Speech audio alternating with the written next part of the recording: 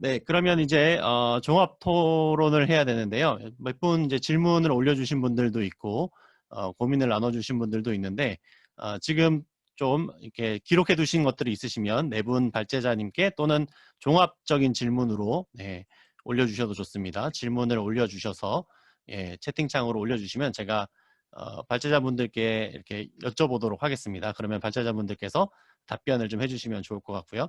혹시 발제를 들으시면서 발제자분들 간에도 이게 이런 질문 제가 좀 다른 교수님께 좀 여쭤보고 싶다 이런 게 있으시면 서로 좀 토론을 해주시면 좋을 것 같습니다.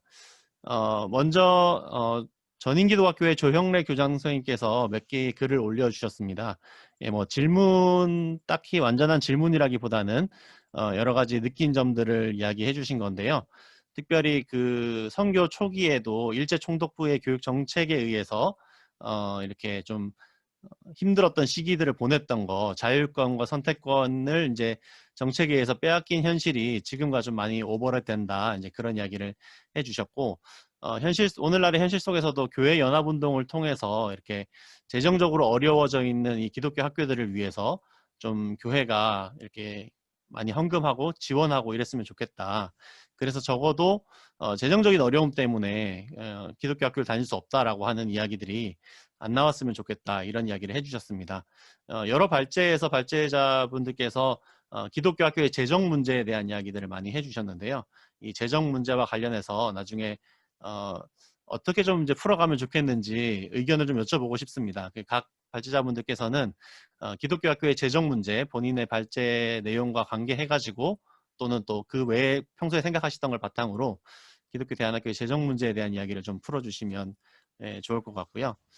또 한 분 서울 영동교회 통일선교부장님이라고 하신 이상빈 집사님께서 기독교 사립학교의 정체감 확보를 위해서 현재 제도권 교육에서 좀 탈피될 필요가 있다고 본다라고 말씀하시면서 좀 입시에서 자유로워지고 경쟁교육이 아닌 연대교육으로 또 시장 중심적 교육관에서 민주주의 교육관으로 또 자연 파괴 소비 교육에서 생태 교육으로 이렇게 좀 변화되는 기독교 학교들의 정체성에 관한 이야기를 좀 해주신 것 같아요. 예, 처음에는 이제 기독교 사립학교 이야기를 하시다가 또 대안학교 이야기도 뒷부분에 해주셨는데 기독교 학교들의 정체성에 대한 문제도 가장 중요한 이슈인 것 같습니다. 네 분 발제에서 고민하셨던 부분과 연관해서 기독교 대안학교 또 기독교 사립학교의 정체성이 어떻게 가야 될지에 대한 고민들도 나중에 좀 같이 나눠주시면 좋겠습니다. 두 가지 의견을 미리 조금 전달을 해드렸고요. 네, 그러면 잠깐 고민하시는 동안에 또 다른 질문들이 올라오는 것들을 제가 또 확인해 보도록 하겠습니다. 혹시 요 지금 두 가지 제가 드렸는데요. 이렇게 따로따로 하지 않고 한꺼번에 하겠습니다. 혹시 네 분 발제자분들께서 요 주제와 관련해서 좀 하시고 싶은 이야기들이 있으시면 먼저 의견을 좀 부탁드리겠습니다. 지금 기독교 사립학교, 제 발제 관련해서 우리 서울 영동교회에서, 우리 이 집사님 질문해 주신 거 아주 잘 봤습니다. 굉장히 공감을 하고요. 그러니까 지금 입시 위주의 교육을 하는 한은, 사회적인 지탄을 받을 수밖에 없는 그런 상황이거든요. 그래서, 자율성을 확보하고 정체성을 확보하기 위해서는 말씀하신 대로 입시 위주 교육에서부터 조금 탈피해야 되지 않을까. 그래서 지금 이제 우리가 크게 수직적 다양성, 그러니까 수직적 다양성이라고 하는 것은 이제 명문학교, 소위 기독교 명문사학 이런 거 있잖아요.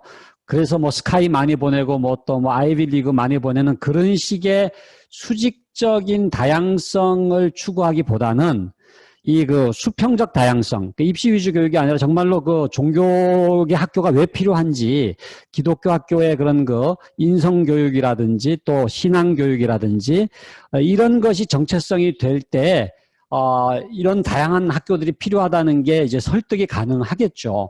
그래서, 저는 지금 이제 자사고 폐지 문제도 생각해 보면은 결국은, 자사고 때문에 이제 일반 학교가 황폐화됐다는 것 아닙니까?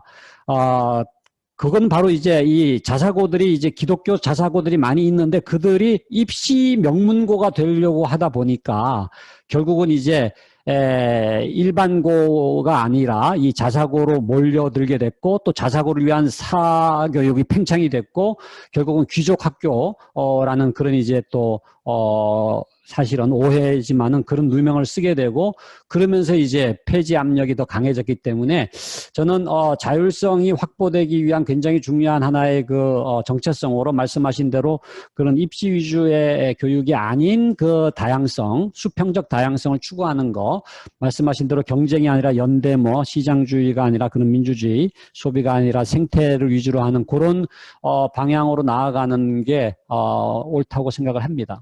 네, 감사합니다.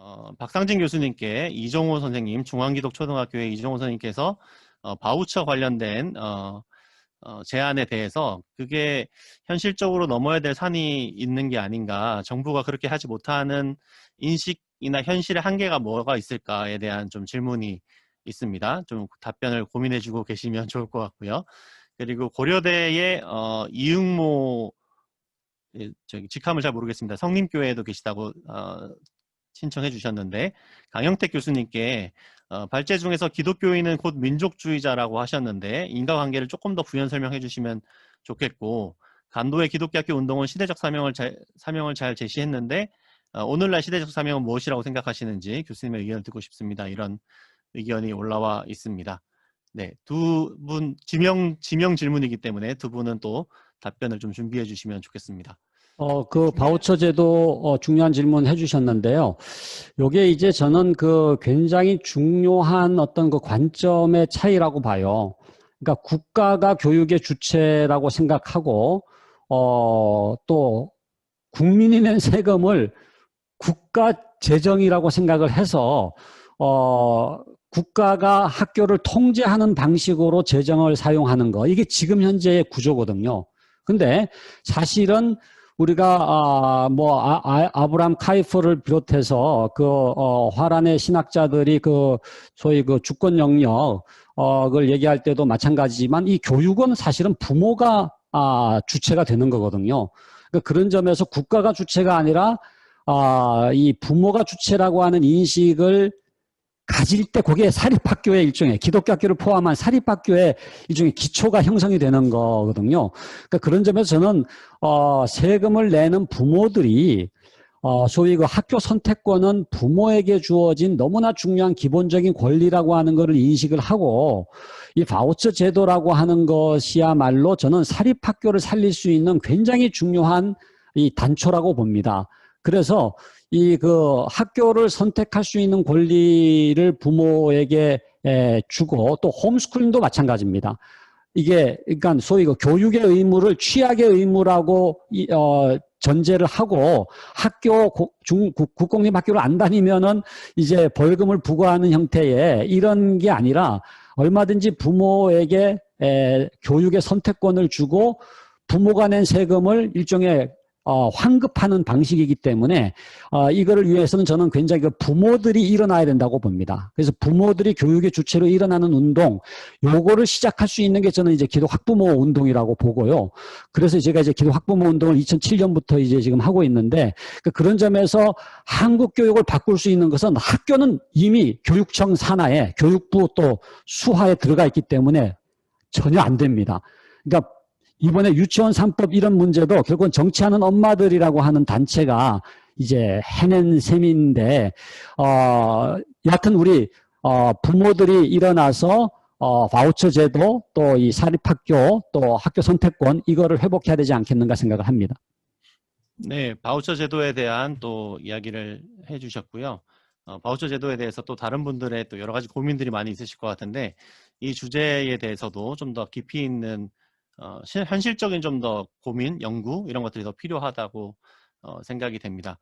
우리 강영택 교수님께 또 강병일 목사님께서 역사가 반복됨을 다시 인식하며 깨어있는 한 사람으로 인해 새로운 역사가 쓰여짐을 명동학교를 통해서 알게 되었습니다라고 하시면서 이 국가의 정책과 기독교 교육의 변천 과정을 통해서 대안학교에 나가야 될 방향을 알게 되었습니다. 이렇게 이야기하셨는데 아까 그 강영택 교수님께 오셨던 질문 포함해서 좀 강현택 교수님께서 종합적으로 답변을 좀 더 부탁을 드리겠습니다. 은진중학교에 대해서 설명을 못 드렸는데 아주 흥미로운 부분이 보입니다. 그것은 뭐냐면은 은진중학교 교장은 이 캐나다 선교사님이시고, 그 다음 교감과 교목은 이제 한국 분들입니다. 근데 이 은진중학교가 지향하는 바가 다른 기독교 학교와 마찬가지로 이제 민족 지향성과 근대 지향성을 갖습니다. 그러면서 그것의 토대가 기독교 신앙이 되는 거죠. 그런데 캐나다 선교사님들이 강조했던 것은 기독교 신앙과 근대 정신을 아주 강조를 많이 했습니다. 물론 이제 민족주의에 대해서, 민족 정신에 대해서 부인하지는 않았지만 강조점이 달랐던 거죠. 반면에 교감과 교장의 그 교목 같은 한인들은 기독교 신앙과 근대 정신을 중시하지만 민족 정신을, 민족 지향성을 더 강조했던 거죠. 그 말은 북한도에 있어서의 기독교 신앙은 이동희의 그 연설에서 나타나는 것처럼 민족과 민족 정신의 고향과 뗄 수 없는 관계에 있었다라고 보여집니다. 다시 말하면 기독교인이 된다는 것, 기독교를 믿는다는 것은 민족을 위해서 살아간다 하는 것과 예수님, 하나님을 사랑하는 것이 이웃 사랑과 우리에게는 아주 똑같은 것으로 보여진 것처럼 그 당시 북한도의 많은 사람들에게는 하나님을 믿는다는 것은 민족을 위해 살아간다는 것과 뗄 수 없는 관계에 놓여 있었다는 것이죠. 그래서 기독교인이 된다는 것은 민족주의가 되는 것으로 이해되고 실제 그런 사람들이 다수였기 때문에 이후에 믿었던 사람들도 그런 모습의 영향을 많이 받았다. 김야경 같은 분도 그렇습니다. 이 유학자 어른이 예수를 믿고 나서 민족주의, 그 당시에 많은 이제 북한에 있었던 민족주의자들이 기독교인이었기 때문에 그 기독교의 영향과 민족주의의 영향을 함께 받게 되는 것이죠.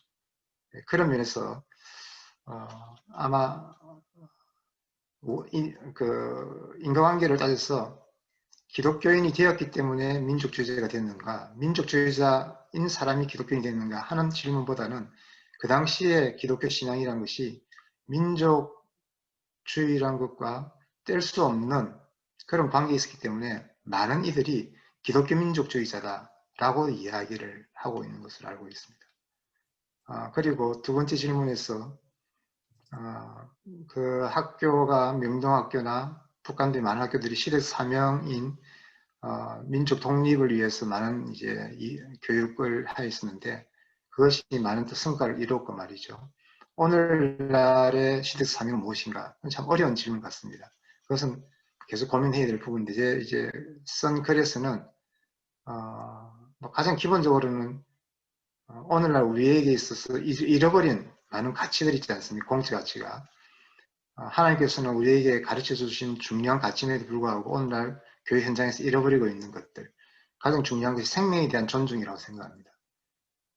사람을 평가할 때, 판단할 때 다른 것을 하는 것이 아니라 그 생명을 존중하는, 생명에 대한 존중성.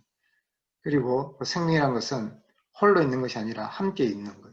그래서 공동체성에 대한 가치, 뭐 이런 것들을 중요한 이제 회복해야 될 우리의 가치가 아니겠는가. 그로부터 이제 많은 교육적인 담론들이 나올 수 있지 않을까 싶습니다. 그 정도 하겠습니다. 네, 감사합니다. 우리 박혜진 박사님과 조성국 교수님께도 아까 드렸던 질문들 중에서 이렇게 답변하실 수 있는 기회를 드리려고 하는데요. 지금 조성국 교수님께서는 또 하나 질문이 올라와 있습니다. 기독교 사립학교와 기독교 대안학교의 차이점에 대해서 교수님께서 생각하시는 대안학교의 성격을 조금 더 부각시켜서 설명해 주시면 좋겠다는 것과 일부 기독교 대안학교가 귀족교육 형태를 띠는 것에 대해서 어떻게 생각하시는지에 대한 질문도 같이 올라와 있습니다. 네, 네. 박혜진 박사님 먼저 대답하실까요? 아니면 조성욱 교수님 먼저 하시겠습니까? 네, 네, 조성욱 그럼 제가 교수님 먼저 답변. 하겠습니다. 네, 네. 그렇게 하겠습니다. 기독교 대안학교와 이제 기독교 사립학교의 차이. 저의 원고에서는 간단하게 이제 앞부분에 상세하게 논의한 바가 있습니다. 우리 한국의 기독교 학교 교육 역사에는 이제 교회 학교, 그리고 또 주일학교, 그리고 또 학교에 있어서 미션 스쿨, 주로 해방 이전이죠. 해방 이후에는 그와 같은 미션 스쿨을 기독교 학교라 이렇게 이제 지칭해 왔죠. 그러나 실제적인 교육에 있어서는 교육 과정과 교육 방법에 있어서는 공교육 그대로 참여하고 이제 기독교 신앙 교육과 신앙적인 종교 활동을 한다고 하는 그 차별성, 이원론적인 특성을 가지고 있는 그 같은 특성의 학교를 이제 기독교 학교라 그렇게 이야기를 해왔죠. 그와 차별성 있는 기독교 대안학교라고 하는 것은 기독교 대안학교는 이제 선교가 주된 목적이라기보다는 이제 기독교 공동체의 자녀에게 기독교 세계관에 근거한 제대로 된 참교육을 어떻게 실행할 수 있을 것인가 하는데 주로 초점을 맞춘 그와 같은 학교로서 주로 이제 참된 기독교 학교를 하겠다고 하는 그와 같은 입장 가운데서 그런 정신 가운데서 실행된 것이지만 그러나 사회적인 관점에서 볼 때는 인가받지 못했다고 하는 의미에서 대안학교라 그렇게 이야기를 하고 기독교 공동체 안에서도 해방 이후에 미션 스쿨들이 스스로의 정체성을 기독교 학교라고 이렇게 자리매김해 왔기 때문에 결국은 이 운동은 기독교 대안학교로 그렇게 칭해질 수밖에 없었죠. 기독교 대안학교의 어떤 차이라고 한다면 이제 결정적인 차이는 기독교 세계관이 학교 교육의 목적에만 영향을 미치는 게 아니라 교육의 과정, 교육의 방법, 학교의 행정 전반에 영향을 미치는 그와 같은 학교를 기독교 대안학교라 그렇게 말씀을 드릴 수가 있겠습니다. 기독교 세계관이라고 하는 것은 굉장히 포괄적인 것이어서 좀 더 충분한 많은 설명이 필요할 것 같아서 그냥 간단하게 넘어가도록 그렇게 하고요. 두 번째로 이제 귀족학교와 관련된 질문을 하셨습니다. 현재 약 300개 가까이 되는 기독교 대안학교들이 있는데 사실 영세한 학교들이 굉장히 많고 일부 수도권에 있는 학교들 같은 경우에는 어떻게 하면 공립학교와 차별성을 보여줄 수 있을 것인가 하는 것과 같은 요구를 많이 받다 보니까 기독학교를 지향하는 그와 같은 경향성을 많이 보이고 있는 게 현실입니다. 저는 개인적으로 언제 기독교적인 가치가 학교 교육을 통해서 인정받을 수 있는가 이렇게 볼 때 저는 항상 그 교육의 결과, 교육의 성과가 공립학교 이상이 되어야만 미션적인 기능도 수행할 수 있고 그리고 또한 기독교 학교에 기독교 공동체의 부모들을 향하여서 기독교 학교에 자녀를 보내달라고 하는 것 같은 요구가 가능하다고 봅니다. 그런 의미에서 그냥 비전만 가지고 기독교 대학교를 많이 만들어 간다고 하는 것은 크게 중요한 게 아니고 공립학교 이상의 세계관의 차이가 있는 교육 성과도 적어도 그 이상 되는 그와 같은 학교들을 많이 세우는 것 못지않게 제대로 된 좋은 모델과 같은 학교들을 많이 세웠으면 하는 그와 같은 생각을 하고 있습니다. 더불어서 이제 교육 재정과 관련된 얘기가 나왔는데 제가 네덜란드의 기독교 학교에 대한 연구를 쭉 해보면서 확신하게 된 것은 사실 교육은 과거에는 근대의 전체주의적인 정부의 입장에서는 그야말로 교육권이라고 하는 정부의 권리를 많이 강조했지만 그러나 민주적인 사회가 되어갈수록 학습권, 학생의 입장에서 학습권을 강조하죠.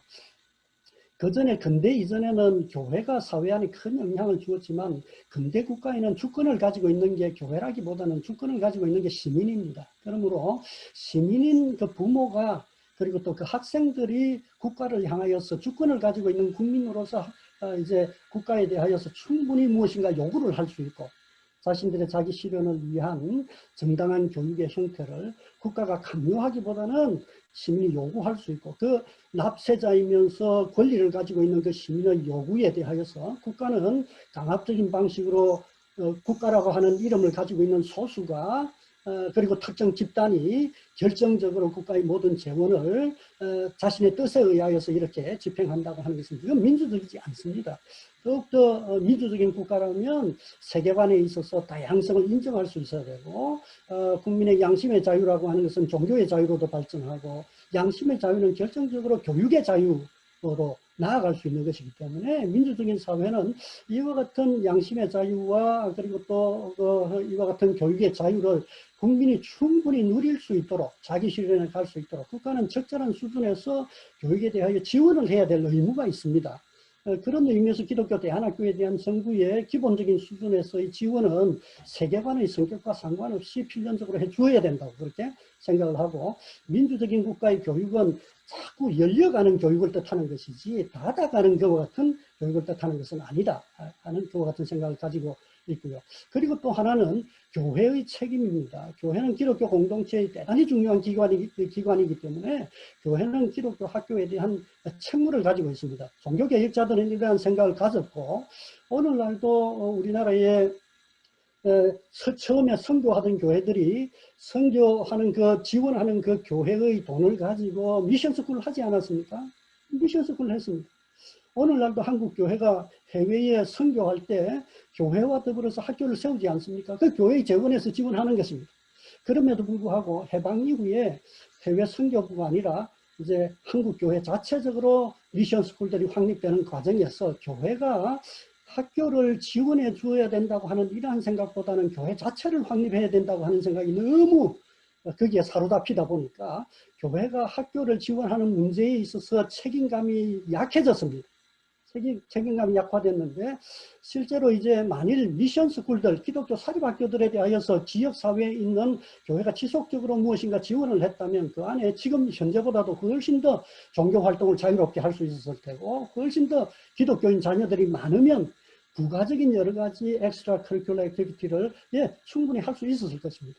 그러나 교회와 단절된 학교 법인 안에서의 독자적인 것과 같은 이런 결국은 교회로부터의 지원도 받아내기 어려운 것과 같은 형편이 된 거죠.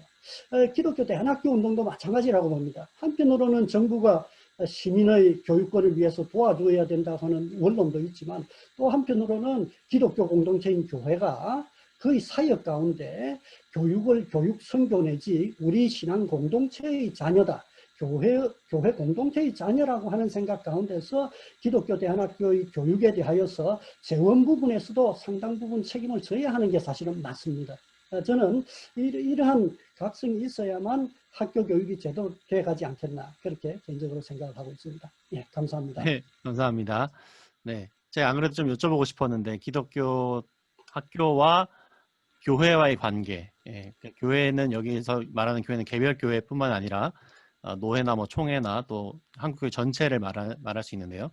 기독교 학교와 교회의 관계가 어떻게 설정되어야 되는가, 그리고 기독교 학교와 국가와의 관계가 어떻게 설정되어야 되는가 중요한 이슈이고 또 고민인 것 같습니다. 제가 느낄 때는 제가 이제 15년째 연구소에서 일을 하면서 여러 교수님들의 발표를 듣고 또 이렇게 토론하고 하면서 느끼는 결론은 이미 우리 안에는 어느 정도 합의된 어떤 생각들이 좀 있는 것 같습니다. 그 생각들이 우리 안에서 더 토론되어야 되기보다는 우리가 가지고 있는 생각들이 과연 사회에 어느 정도 소통 가능한가, 또는 우리가 지금 이야기하고 있는 게 교회 지도자들이 얼마큼 동의할 수 있는가, 뭐 이런 고민들이 좀 더 현실적으로 필요한 게 아닌가, 그런 고민도 좀 해보게 됩니다. 우리 박혜진 박사님 혹시 좀 종합적으로 답변 한번 부탁드리겠습니다. 네, 제가 언제 답변을 해야 되나 눈치를 보고 있었습니다. 네, 저는 두 가지 말씀을 드리고 싶습니다. 기독교 학교의 재정 문제와 관련해서는 제가 이제 발표문에서도 말씀을 드렸듯이 평양에 이제 숭덕학교를 예로 들었는데 평양 지역에 여러 교회들이 연합을 해서 학교를 유지하고 지원하는데 거기에는 교회만이 아니라 그 지역에 평양 지역에 있는 지역민들 그리고 그 지역민들 안에는 사실은 지역의 유지뿐만이 아니라 그냥 일반민들이 그냥 아주 평범한 분들이 계셨어요. 그래서 특별부흥회를 했는데 그것도 이제 숭덕학교에 학교 건물을 짓는 것에 특별부흥회를 했을 때 참여한 사람들이 여성들은 폐물, 가락지 이런 것들을 냈거든요. 그래서 여러 그 한 지역의 교회에서 많이 세워진 그런 학교가 아니라 그 학교를 위해서 그 지역의 여러 사람들, 교회들이 연합을 해서 같이 학교를 유지했다라는 것이 저는 지금의 학교 문제에 있어서도 시사점을 준다고 그렇게 생각을 합니다. 아까 이제 조성국 교수님도 말씀하셨지만 교회가 지원을 해야 된다는 부분까지도 연결되는 것 같습니다. 최근에 이제 기독교 학교들, 대안학교들의 문제를 볼 때 개교회 중심으로 그 기독교 대안학교가 이루어지는 것으로 저는 알고 있습니다. 정확히 잘은 모르지만요. 그랬을 때 그 보통은 큰 교회들, 그 규모가 있는 큰 교회들에서 그냥 학교를 만들고 주로 교인 자녀들이 그 대안학교를 가는 걸로 알고 있는데 이거를 좀 아까 이제 연합회 이런 것들도 만들어졌다고 저도 들었는데 그런 것들을 통해서 여러 교회들이 함께 이런 학교, 대안학교를 지원하고 하는 부분을 같이 고민해 나가는 그런 작업들이 계속 앞으로도 필요하지 않을까, 좀 그런 생각들이 들고요. 한 가지 더 말씀드리면, 이제 평안도 지역에서 이런 문제가 있었습니다. 그 1907년 이후의 일인데, 그 평안도 지역의 수령으로 그렇게 임명을 받은 사람이 자기는 못 가겠다고 합니다. 그 이유가 그 평안도 지역에 기독교인들이 많기 때문에 그 이전의 수령들이 그 지역에 갔을 때 이렇게 돈을 이렇게 뒤로 이렇게 쌓아놓고 하는 일들이 굉장히 많았는데, 그런 일들을 기독교인들이 많은 이 동네에서는 절대로 할 수 없기 때문에 자기는 평안도 이 지역의 고을 수령으로 갈 수 없다. 그 기사가 대한민국 신보에 나옵니다. 사실은 지금 우리에게도 시사점을 주는 그런 기사가 아니었나 생각을 해봅니다.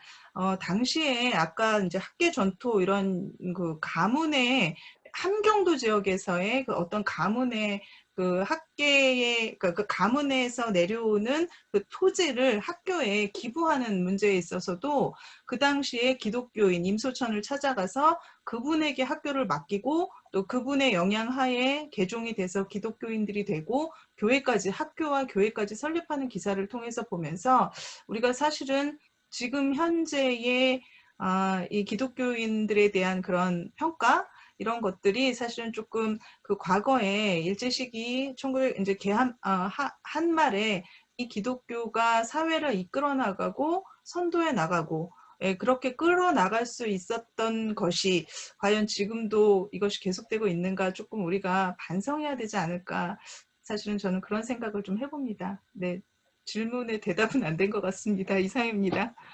네, 감사합니다. 네, 이렇게 오래 참으셨던 것 같아요. 이렇게 하실 말씀이 많으셨는데, 네, 좋습니다. 이렇게 토론을 하고 질문에 대한 답변을 하고 하니까 이 시간이 너무 소중해서 제가 잘 끊지를 못하고 있었습니다. 그런데 이미 약속한 시간이 벌써 한 20분 정도가 지났거든요. 근데 뭐 중간에 약간 방송사고도 있고 또 그랬던 점을 좀 양해하셔서, 예, 이게 뭐 축구도 왜 이렇게 중간에 부상당하고 이러면 좀 쉬었다가 뒤에 이렇게 몇 분 더 주잖아요. 추가 시간 더 주시잖아요.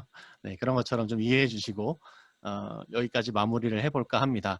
우리 노건대 조은하 교수님 포함해서 또 여러분들이 뒤에 이렇게 질문이나 의견들을 주셨는데 제가 더 이어서 전달해드리지 못함을 좀 사과드립니다. 예, 또 오늘 참석하신 많은 분들 중에 정말 인사를 같이 나누고 싶은 분들이 너무 많은데, 예, 그러지 못하고 이렇게 마이크 한번 못 켜시게 하고 이렇게 마무리하게 돼서 또 너무 죄송하게 생각합니다. 예, 많이 좋은 대화를 들어주셨을 거라고 믿고요. 그 역사를 이야기할 때 오늘도 저희가 역사를 좀 이야기했는데 기독교 학교 운동사를 이야기했는데요. 역사를 이야기할 때 과거와 현재가 대화하는 것이다, 뭐 이런 이야기도 하고, 그러면서 미래로 가는 어떤 문을 하나 열게 되는 거라는 생각을 하게 되거든요. 그래서 오늘 아마 들으시면서 많은 분들께서 이 과거의 역사를 통해서 앞으로 미래를 어떻게 나가야겠구나라고 하는 한 가지 키워드 정도씩을 갖지 않으셨을까 하는 생각을 해봅니다. 예, 그 키워드를 붙으셨다면, 네, 오늘 학술대회에 의미가 있었던 게 아닌가 그런 생각을 합니다. 네 분 교수님께는 이 연구를 조금 이제 더 디벨롭을 하셔가지고, 네, 마무리해서 저희가 나중에 또 책으로 만들게 되니까요. 그런 부분들을 오늘 학술대회를 통해서 느끼셨던 점들을 조금 더 반영하셔서 책으로 만드는 과정에 함께 해주시면 좋겠습니다. 저희가 오늘 행사의 자료집을 좀 미리 신청하시고 실비를 입금하신 분들에게 선 배송을 해드렸습니다. 예, 그거를 후 배송도 하려고 하거든요. 혹시 오늘 강의를 들으니까 이 자료집을 하나 가지고 있는 게 좋겠다 하시는 분들은 신청하실 수 있습니다. 네, 여기 학술대 자료집 실비입니다. 진짜 인쇄비랑 우편 발송비 하면 남는 게 아무것도 없어요. 네, 10,000원입니다. 10,000원에 저희가 발송을 해드리니까 여기 지금 QR코드 그리고 구글 링크가 있는데요. 이 링크는 저희 채팅창에도 올려주시면 좋을 것 같아요. 네, QR코드를 통해서나 구글 링크를 통해서 몇 권 필요합니다 신청하시고 입금을 해주시면 저희가 같이 발송을 하도록 하겠습니다. 또 하나 저희가 작년도 학술대회, 이게 이제 매년 이렇게 그리고 책으로 만드는데요. 작년도 학술대회 책인 나는 기독교 대안학교 교사다. 저희가 기독교 대안학교 교사에 대한 연구를 한 거를 책으로 묶었습니다. 연구순서 18번, 네, 나는 기독교 대안학교 교사다가 책으로 이제 곧 출간됩니다. 이제 임박해 있는데요. 네, 15,000원에 저희가 판매할 예정이기 때문에 이것도 필요하신 분들은 같이 체크를 하셔가지고 신청을 하시면 예, 발송을 해드리도록 하겠습니다. 네, 연구소 창립 15주년을 맞이해서 네, 있었던 예, 특별 학술대회였습니다. 네, 전국에서 참여해주신 네, 분들께 너무 감사드리고 또 해외에서도 선교사님들께서 또 참여해주시고 해외에서 기독교학교 하시는 분들 참여해주시고 계신데 너무 감사드립니다. 예, 연구소가 15년 됐다는 거 네, 꽤 세월이 흘렀죠. 앞으로 더 힘이 있는 기관으로 잘 성장해 나가서 기독교 학교들의 신실한 친구가 되고 잘 도와드릴 수 있는 지원 체제가 될 수 있도록 앞으로도 많은 격려와 응원을 부탁드리고 혹시 마음에 동하시는 분이 있으시면 네, 개인이나 학교나 교회 차원으로 후원을 좀 부탁을 드리겠습니다. 네, 그러면 이것으로 학술대회를 마무리할까 합니다. 감사합니다. 감사합니다. 많이 감사합니다. 하셨습니다. 감사합니다. 교수님, 감사합니다. 감사합니다. 수고하셨습니다. 너무 좋은 제가 강의 대여사들을 감사합니다. 불러가지고 건강히 감사합니다. 감사합니다.